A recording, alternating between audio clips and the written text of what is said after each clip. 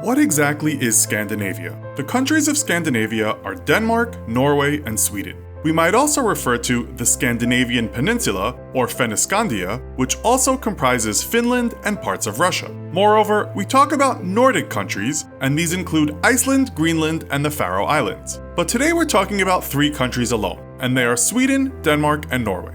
The countries have similar customs and cultures, and the languages are not far apart. The EU tells us the citizens of all these countries will likely be able to read each other's languages, although Swedes and Norwegians can have trouble understanding spoken Danish, even though the Danish and Norwegian languages are the most similar. Now, let's look at what would happen if these countries finally came together. In this episode of the Infographics Show, what if Scandinavia united? Many people look at these countries as if they're some kind of utopia. They generally are in the top 10 of countries based on standard of living. The economies are vibrant, there are safety nets in place for the poor, and there doesn't seem to be too much crime. We might also add that life can be diverse in these regions. There is a big difference from living in downtown Stockholm to living in Jokkmokk, a remote part of Sweden home to the Sami people. The same goes for the hinterlands of Norway, although Denmark could be said to be much less diverse in terms of geography and culture. How big would the population be in United Scandinavia? According to Worldometers, 9.9 million people live in Sweden, 5.3 million people live in Norway, and 5.7 million people live in Denmark. Now, let's get the calculator out. The entire population of a United Scandinavia would be nearly 21 million. That still isn't very big. It's about the same amount of people that live in Sri Lanka, less than Australia, and almost equal to the metropolitan area populations of Sao Paulo, Brazil, or Mumbai in India. Now, let's add up the GDPs of these countries. According to the International Monetary Fund, the GDP of Sweden is $538.6 billion, the GDP of Norway is $396.5 billion, and the GDP of Denmark is $324.5 billion. Time for the calculator again. The entire GDP of our United Scandinavia, according to these numbers, would be $1.3 trillion. How does this figure hold up against the GDPs of the world? It would be in 17th place, just behind Indonesia and just in front of Turkey. To put that into perspective, Indonesia has a population of just over 267 million.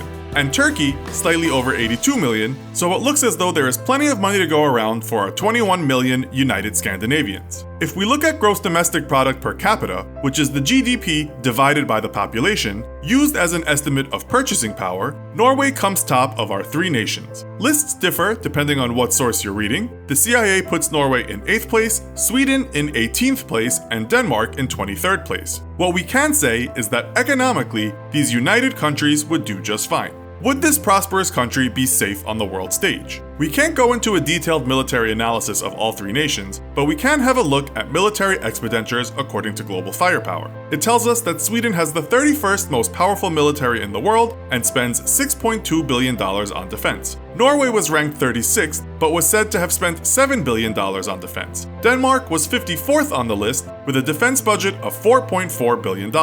Altogether, that's a combined defense budget of $17.6 billion. On the world stage, that would put the combined defense budget of these countries in 15th place behind Israel and in front of Canada. But how would the people be getting along in other matters concerning well-being?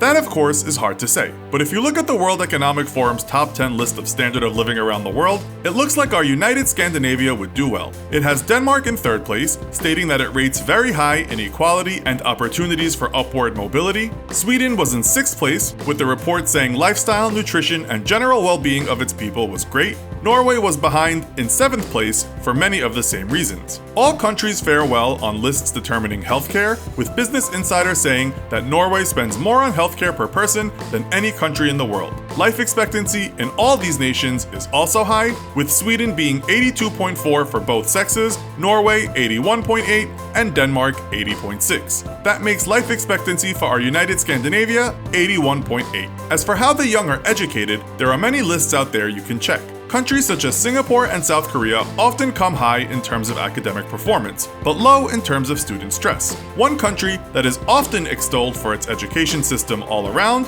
is Finland. So maybe our United Scandinavia can look there for help. Still, on most lists, Norway, Denmark, and Sweden don't do too badly. Another thing is that not only do these countries have languages they all understand, but if you visited Scandinavia, you'll know that many people speak exceptional English. In fact, Denmark and Sweden often come top in lists that judge the best speakers of English as a second language in the world. On the lists, we could find all 3 countries get in the top 4, with only the Dutch getting in the way of Scandinavians taking gold, silver, and bronze. In terms of job opportunities and other opportunities in life, this ability to be super fluent in English makes our United Scandinavia a special place. So, what if Scandinavia United? In the UK's independent newspaper in 2016, a Norwegian hotel tycoon and billionaire said that's what should happen. He said a Scandinavian superstate could be made due to proximity, similarities in culture, and language. Think about what a fantastic country we would have been together, he said, talking about how each country and their innovations would be even better if they were one.